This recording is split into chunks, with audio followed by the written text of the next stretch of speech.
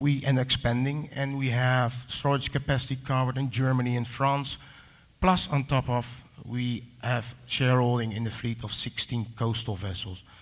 So, at the end of the day, at your service, whatever you want, we can provide you with.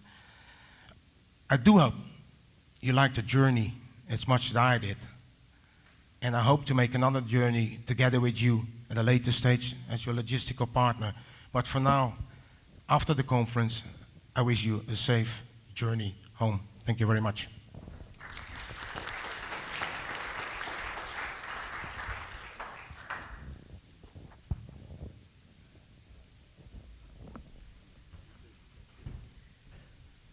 Okay, I think we can take a couple minutes for questions. I know. Anybody?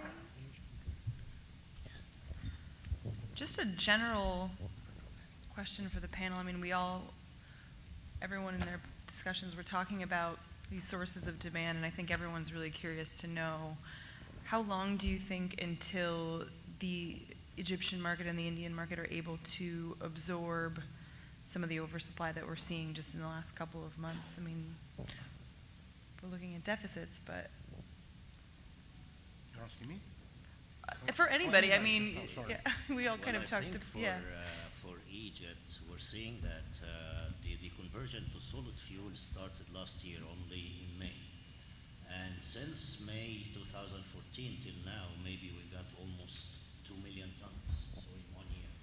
So I believe for the first year to get 2 million tons, it's gonna grow really rapidly. And I believe maybe within the next 3 years, we'll see all the cement producers converting, at least 3 years, not more. And power plants will start seeing after that. Maybe to build a power plant from scratch, if you start now, you need 3 years. So I believe before year 2020, we'll see those high stockpiles, so this is you're asking about, will start to be reduced for sure.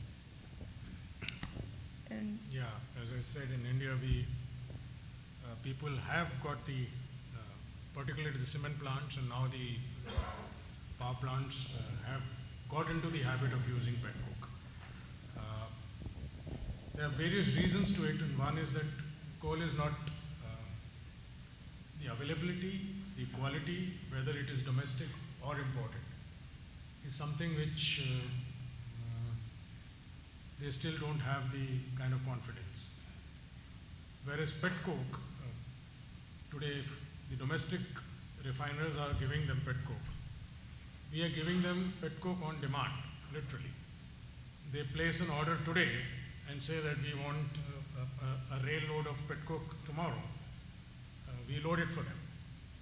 And a rail load is about 3,500 tons. With minimum shortages, minimum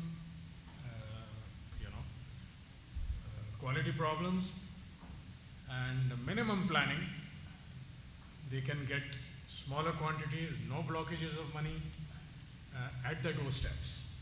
So they're seeing this as a major advantage, even at the cost of economics sometimes, because that gives them a lot of confidence in terms of the stability to run their plants. And so far, I think the domestic refiners have done a good job in meeting these demands. And so the power sector has also started moving into it, trying to blend the product and use it. The only worry is that the new plants, which are not designed to use it, are not experimenting as long as they are in the warranty period, to be very frank with you.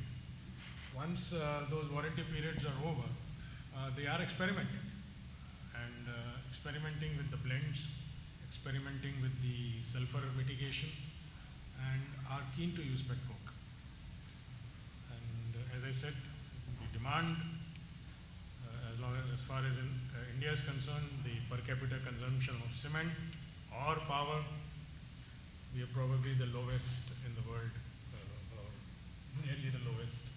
So there is huge scope of development in this country, and this government is willing to infuse money thanks to the drop in oil prices, we don't have to,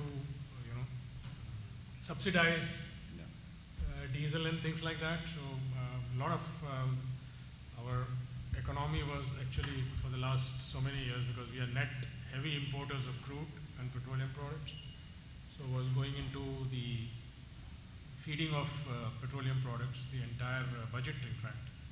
So now there is a huge relief, if you ask me, for putting the money into various other projects, development projects. So there's no looking back as far as Coke is concerned. Did get one question.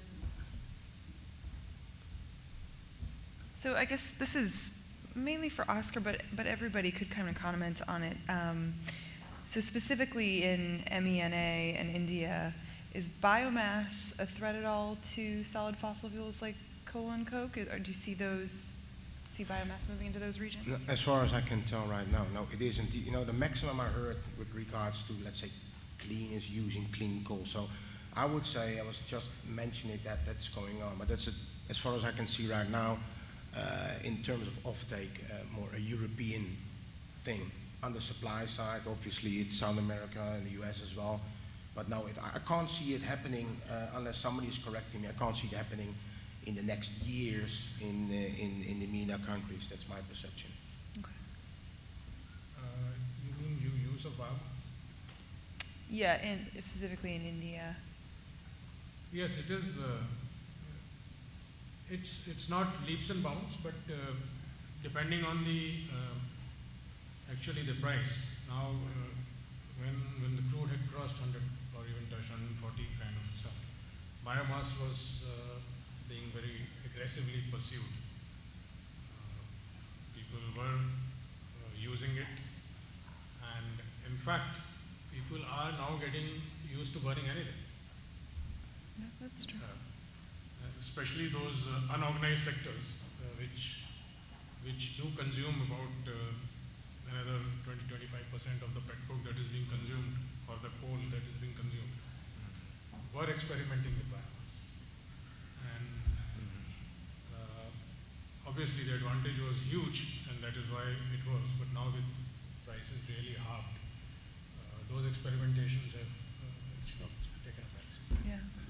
Yeah, if you can, just something to add. I mean, if you look at today's market, you're paying 130 euros a ton for 17 gigajoules. So it's all driven by subsidy. So, and that's a tricky part of it, subsidy, as well as I always say, government driven. You know, every government disappears after 4 years basically, and then the ruling changes. So legislation issue, what you have in the MENA country, you have even in Holland as well, where we come from.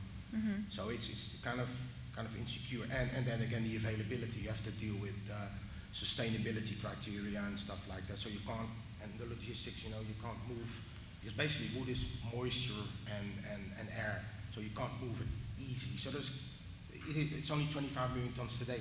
So it's getting there, but it takes a while at the end of the day. If you ask my opinion about biomass, I don't think it No, we will ever didn't. be a threat to.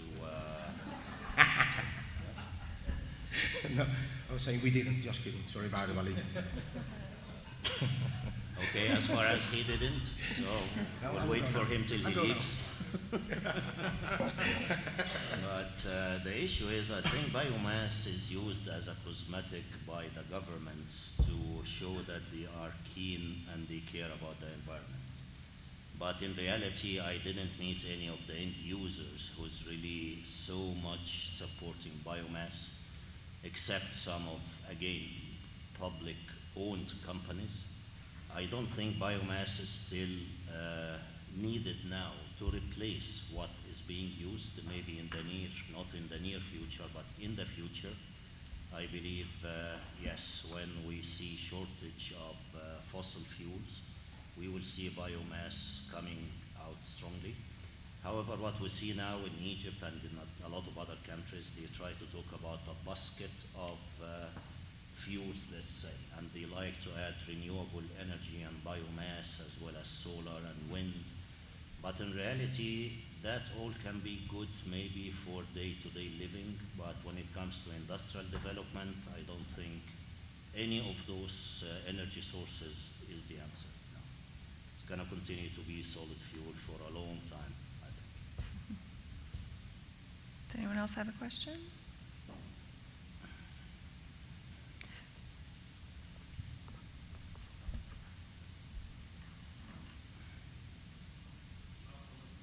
Well, not so much a question, but a comment on the bio. There's been some very good studies done in the U.S. recently, and people's attitudes are turning around, largely because, I'll move away from the speakers, largely because when they do a complete balance on water resource, carbon emissions, that they're finding that the water resource usage and the fact that you're now competing with food sources in the biomass side, it is not a clear winner. So I would say as we get educated and actually do the real balance, real material balance around all the elements of fuel, water, resources, I believe that there's going to be a turning point, that there's going to be a smartening up or wisening up. Fossil fuels will still continue to be the source. It costs too much on other precious resources to have a competition between food sources and fuel.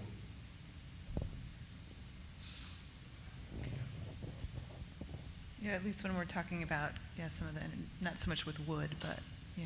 So. Okay, there's nobody else that wants to ask a burning question. I think we can probably break for a 30-minute networking break.